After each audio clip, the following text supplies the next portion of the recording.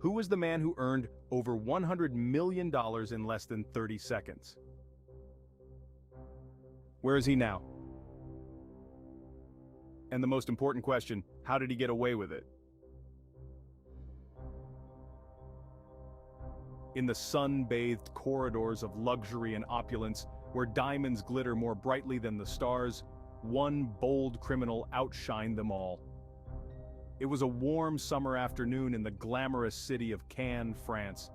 The Carlton Hotel was bustling with excitement as it hosted a prestigious diamond exhibition organized by Leviev, a high-end jeweler known for their magnificent gemstones. But no one knew that in mere minutes the glimmering display would vanish into thin air. In one of the most daring daylight heists of the century, a lone gunman stole $136 million worth of diamonds and precious gems from the Carlton Hotel.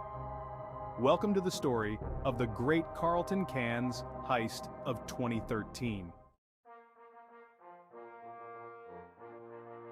Cannes, a city synonymous with film festivals and high society, was buzzing with anticipation as the Carlton Hotel prepared to unveil a breathtaking diamond exhibition.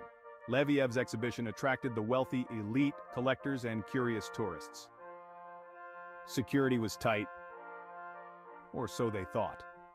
The Carlton, with its opulent decor and illustrious history, seemed an impregnable fortress. As the day progressed, the exhibition saw a steady flow of admirers, their eyes gleaming with the reflected brilliance of the diamonds on display. But hidden among the crowd was a man with a plan. His face masked by a scarf and sunglasses, he calmly approached the exhibition hall around noon.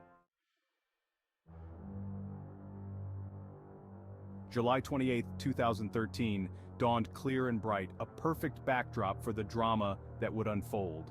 By midday, the Carlton Hotel was thrumming with the energy of the affluent and the curious. Amidst them, a figure cloaked in anonymity made his way to the heart of the exhibition. Dressed in a nondescript manner, with sunglasses and a scarf obscuring his features, he was just another face in the crowd, until he wasn't. As he approached the display, the air thickened with tension, unnoticed by the enchanted onlookers. His movements were calm, deliberate, and entirely unnoticed until the moment he chose to strike. With a swiftness that belied his calm demeanor, the gunman revealed his weapon, commanding attention with the cold, hard voice of authority. The room froze, a collective breath held in shock. Staff were swiftly subdued, their compliance enforced by the stark reality of the firearm. The thief wasted no time.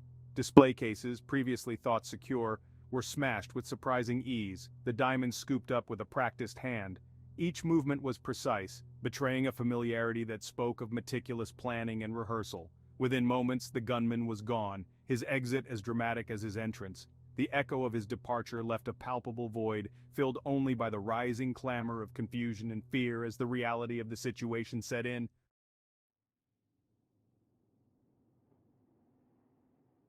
The silence that followed the gunman's departure was soon shattered by the chaos of realization. Calls for security were frantic, a cacophony against the backdrop of ringing alarms. The police were on the scene within minutes, their arrival a small comfort to the shaken witnesses. The exhibition, once a place of beauty and wonder, had become a crime scene. The disbelief was palpable. How could such a breach have occurred, especially with such apparent ease? Investigators swarmed the area, cordoning off the crime scene, their movements methodical as they began the painstaking process of gathering evidence. The heist was not just a theft, but a blow to the sense of security that the Carlton had long cultivated. As the dust settled and the reality of the heist sank in, the Cannes police, along with international investigators, dove headlong into the case. The Carlton Hotel, now a sprawling crime scene, teemed with forensic experts and detectives combing through every inch for clues. The high-profile nature of the theft meant no stone could be left unturned. Security footage was scrutinized, and witnesses were interviewed in a desperate bid to piece together the puzzle. Yet, the criminal had been careful. Too careful. There were no fingerprints, no fibers, nothing that conclusively pointed to anyone. The precision of the heist suggested a professional at work, one who knew exactly how to leave behind a clean slate. Public interest surged, fueled by the media's relentless coverage. The stolen diamonds weren't just expensive, they were symbols of a deep, unsettling vulnerability in what was assumed to be a fortress of safety and surveillance. Eyewitness accounts were startlingly similar, painting a picture of a man approximately 1.8 meters tall, dressed in a light summer suit, his face obscured by sunglasses and a scarf, even in the sweltering heat. This scant information formed the backbone of the suspect profile. Investigators faced a daunting task. The gunman's disguise left little to work with, and his calm demeanor suggested he was either highly experienced or unnervingly confident. Theories about his identity ranged from a seasoned thief to a new player in the world of high-stakes crime, potentially even an insider with detailed knowledge of the exhibition's security protocols. The lack of concrete evidence led to a reliance on behavioral analysis and speculative profiling, tools that felt woefully inadequate in the shadow of such a brazen act. In an age where technology often tips the scales in favor of law enforcement, this case stood out for its stark absence of digital breadcrumbs. The Carlton Hotel was equipped with state-of-the-art surveillance, yet the footage captured little more than a few blurred images of a man who could be anyone. Forensic teams worked tirelessly, analyzing every frame of video and every scrap of potential evidence collected from the scene. They looked for anomalies in phone records, credit card transactions, and even public transportation logs around the time of the heist. Despite these efforts, the digital shadow of the thief was minimal. It was as if he had vanished into thin air, leaving behind a trail cold before it even had the chance to warm. As weeks turned into months with little progress, theories about the heist's nature and execution proliferated. Some speculated the involvement of the Pink Panthers, a notorious gang known for similar heists, whose modus operandi matched the Carlton event's boldness and precision. Others suggested an inside job, pointing to the ease with which the heist was carried out. Perhaps someone with intimate knowledge of the hotel's security systems had provided information, or had directly orchestrated the theft. Among the more outlandish theories was the possibility of a smokescreen operation, where the heist was actually a cover-up for other, more clandestine activities. Each theory seemed plausible yet frustratingly unverifiable, adding layers of intrigue and mystery to the already complicated case.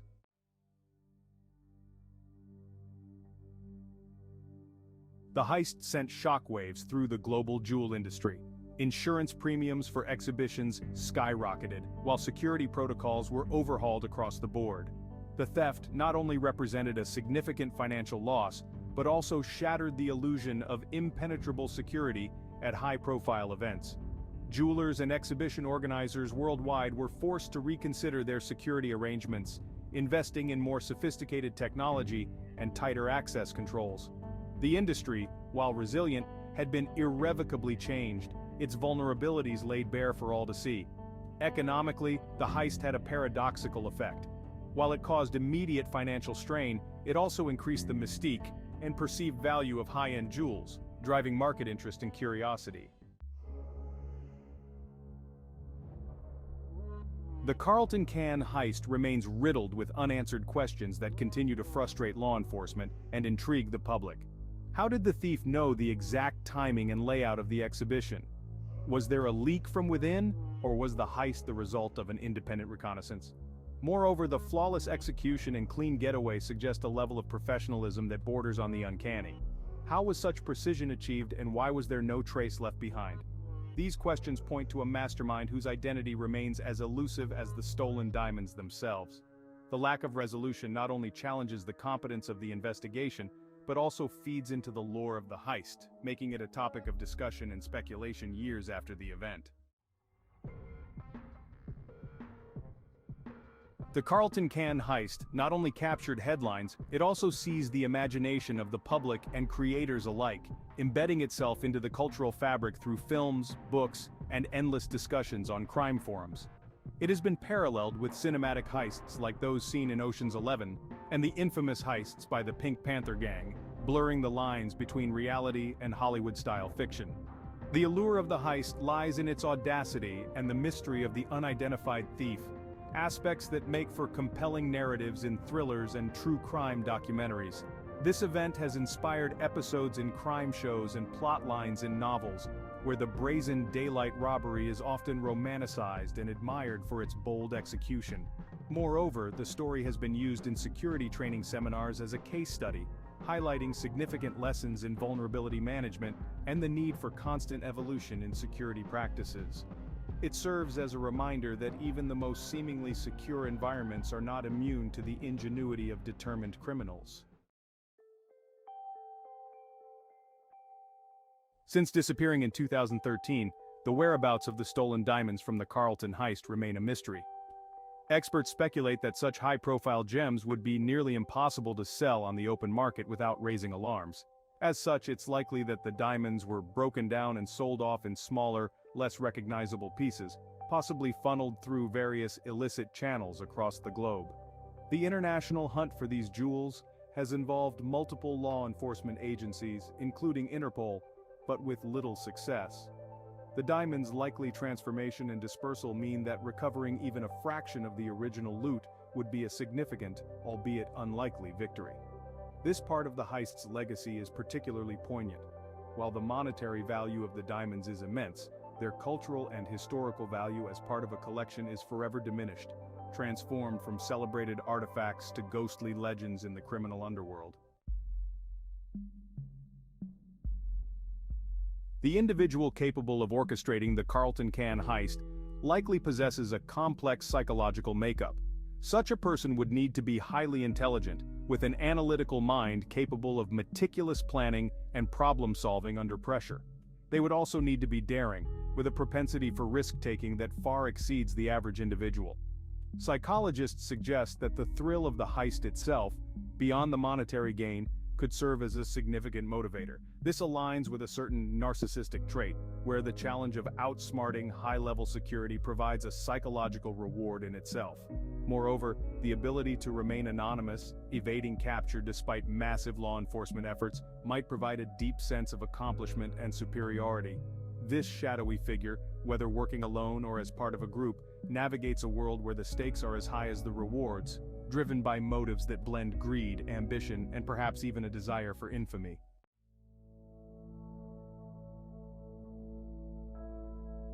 The Great Carlton Can's heist remains an enigmatic chapter in the annals of crime, a story marked by its bold execution and mysterious aftermath. As the years pass, the heist continues to fascinate and puzzle, a testament to the enduring allure of unsolved mysteries. This event serves as a stark reminder of the perpetual cat-and-mouse game between criminals and law enforcement. It challenges our perceptions of security and justice, pushing us to question the effectiveness of our protective measures in a world where the audacious few can disrupt the many. While the stolen jewels may never be recovered, and the identity of the thief may remain hidden forever, the story of the Carlton Can's heist will continue to be studied, discussed, and retold, a dazzling mystery wrapped in the sparkle of diamonds, forever captivating the minds of those who wonder about the hidden corners of human ingenuity and audacity.